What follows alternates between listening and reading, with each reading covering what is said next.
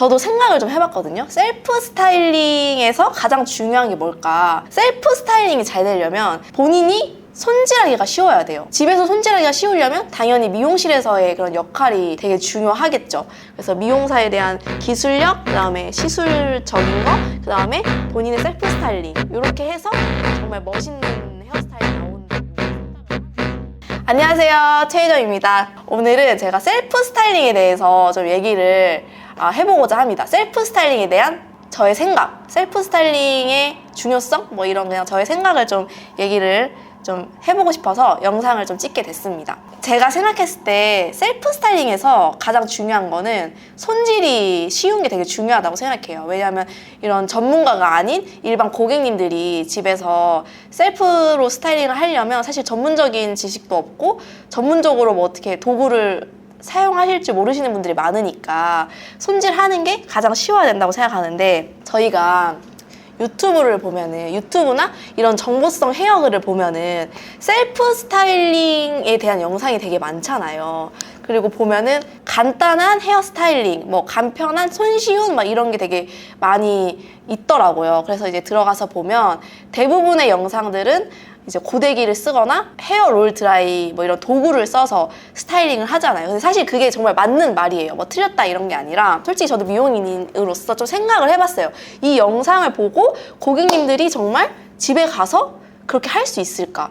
고데기를 정말 사용해서 쓰고 방향을 잡고 뭐 롤 드라이기로 뭐 이렇게 몇 바퀴를 막 감아서 이렇게 할 수 있을까? 물론 잘하시는 분들은 하실 수 있겠지만, 제가 생각했을 때 제 고객님만 해도 대부분 고데기가 없는 분들도 많고, 또 한 번도 써본 적이 없는 분들도 사실 많을 거라고 저는 생각이 들거든요. 맞죠, 은석쌤? 어때요? 저도 직업이 미용사인데 집에 고데기가 없습니다. 저는 롤빗이랑 드라이기만 있어서. 저도 제 고객님들 이렇게 얘기 들어보면, 저 남자 고객님들 많으니까 보면은 진짜 고데기를 쓰거나 롤브러쉬로 막 이렇게 본인의 머리를 정리하시는 분들은 정말 많지 않은 것 같아요. 그리고 실제로 이게 롤브러쉬를 이용해서 스타일링을 한다는 게 굉장히 어려운 일이거든요. 왜 그러냐면, 예를 하나 들자면 가르마 펌 있잖아요. 가르마 펌도 사실 이렇게 에즈펌 같은 가르마 펌, 이렇게 방향이 되게 중요해서 뭐 고데기로 방향을 이렇게 줘라, 아니면 롤브러쉬로 이렇게 뭐 감아서 뭐 뒤쪽으로 빼라, 막 이런 거 많이 영상 보셨을 텐데, 사실 제가 생각했을 때는 그 머리카락의 방향이 중요한 게 아니라 그 뿌리의 방향이 굉장히 중요하거든요. 그래서 1차적으로 뿌리를 먼저 잡고 2차적으로 이제 그 방향을 줘야 되는데, 사실 이 뿌리를 혼자 잡는다는 게 굉장히 난이도가 좀 높은 테크닉이에요. 이 뿌리 방향을, 모류 방향을 드라이로 잡는다는 게. 저도 혼자 잡기 좀 어려울 것 같은데, 뿌리 방향을 이렇게 집게로 또 찝어서 섹션 나누고 본인이 그거 뿌리를 꺾고 열을 주고 또 그거의 볼륨을 다시 또 뿌리만 딱 살리고 이렇게 하는 게 사실 어렵다 생각이 드는데, 훈석쌤은 어때요? 머리카락 자체의 그런 흐름은 이제 고데기나 롤빗으로 많이 만들 수 있다고 생각을 하거든요. 일반 분들도. 이제 모류 자체는 정말 섬세하게 작업이 들어가야지 교정이 되기 때문에 혼자 하기 좀 어려울 혼자 것 같아요. 하기는 좀 어렵죠. 그리고 또 사람마다 이게 너무 다양하잖아. 모류 방향이 정말 앞머리가 완전 휘어있는 분들도 있고, 모류뿐만 아니라 뭐 모질도 마찬가지고, 다 너무 각자 갖고 있는 게 다른데, 그런 생각이 들어서 이게 정말 간편한 스타일링이라고 할 수 있나? 그 셀프 스타일링을 잘 할 수 있는 방법은 진짜 뭘까? 이런 생각을 제가 고민을 하면서 이 컨텐츠를 찍게 되었습니다.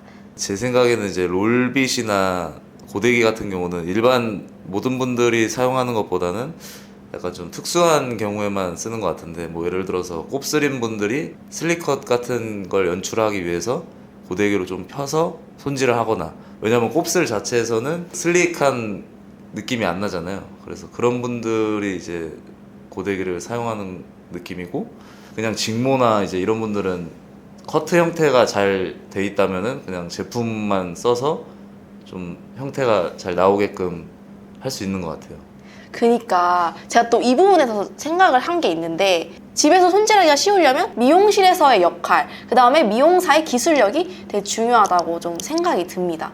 왜냐면은 이게 숫자로 좀 나타내보자면은, 미용사가 해준 커트의 그런 이제 역량이 있고, 또 파마나 뭐 이런 시술의 역할, 그 다음에 본인의 스타일링의 역할, 이 세 가지를 약간 숫자로 배분을 하자면 미용사의 커트의 그런 역할이 뭐 만약에 50이야. 만약에 뭐 매직이나 뭐 가르마펌이나 이런 파마의 시술을 했어. 그러면 그게 40이야. 그럼 나머지 10은 이제 본인의 스타일링의 역할이야. 근데 내가 만약에 파마나 시술을 안 했어. 그러면 나머지 60을 본인이 해줘야 되는 거지.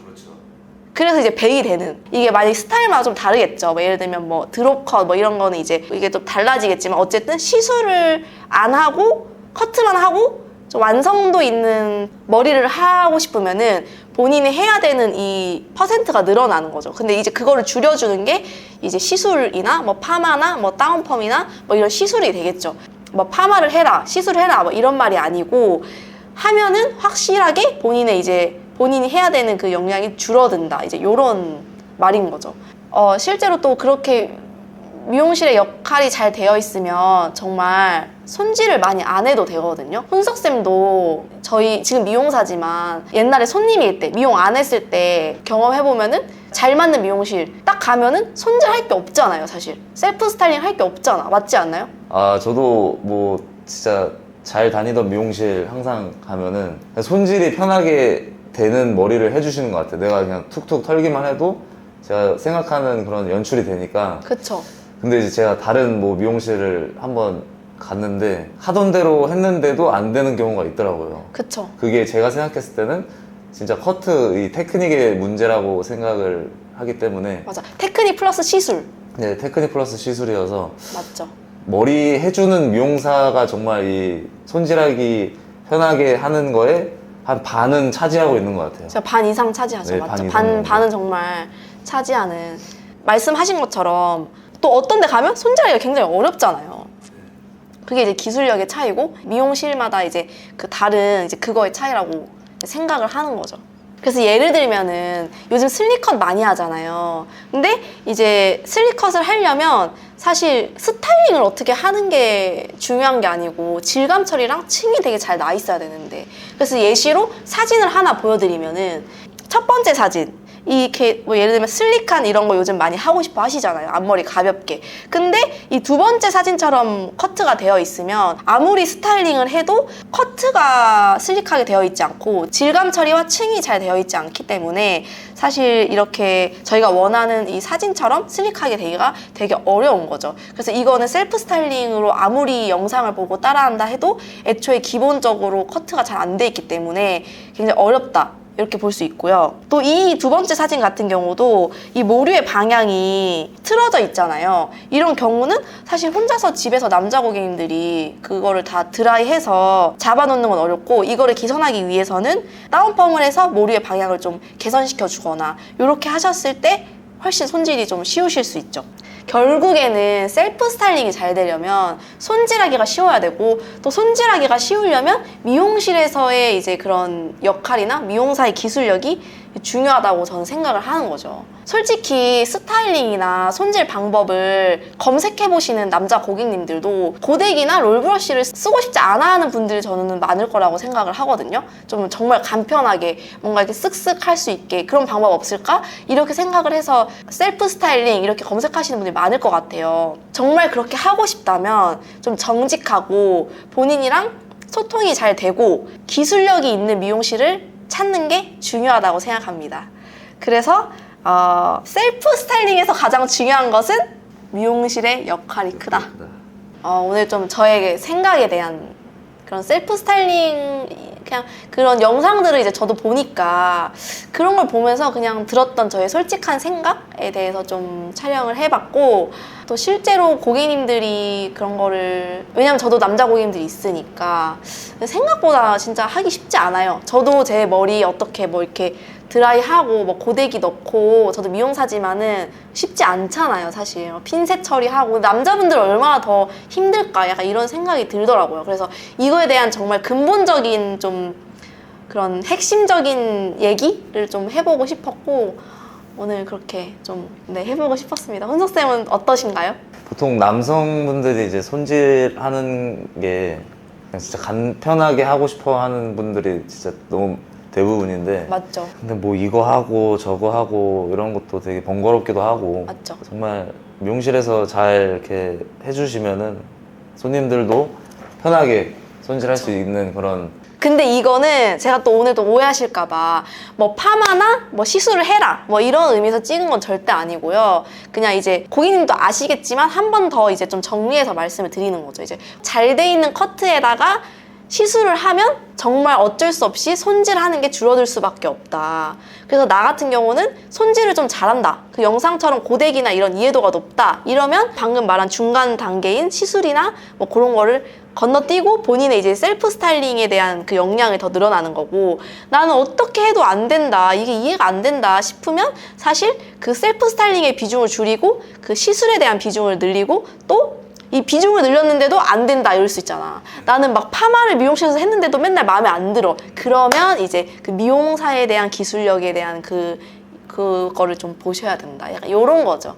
그래서 미용사에 대한 기술력, 그다음에 시술적인 거, 그다음에 본인의 셀프 스타일링 이렇게 해서 정말 멋있는 헤어스타일이 나온다고 이제 생각을 하는 거죠. 그래서 오늘은 영상 여기까지 찍도록 하겠습니다. 네, 감사합니다. 훈석쌤, 네네. 오늘 머리 뭐 셀프 스타일링 하신 거예요? 아, 했습니다. 이제 고데기 같은 걸로 이제 약간 이렇게 지그재그로. 집에 고데기 없다면서요? 여기 와서. 와서 했어요? 와서 했고요. 어퍼컷 파우더 제품으로 좀 이렇게 자다 일어난 듯한 느낌으로 하고, 원래 또 영상 보신 분들은 아시겠지만 하이라이트 염색을 했었는데 저희 친할머니께서 이제 뭐 양아치냐 라고 말씀을 좀 하셔가지고 결혼식이 있었잖아요, 집에. 맞습니다. 거기서 좀 할머니가 부끄럽다 라고 하셔서 부끄럽다고 했어요? 아쉽지만 이렇게 검은색으로 또 했습니다. 훈석쌤 오늘 가수예요? 네, 맞습니다.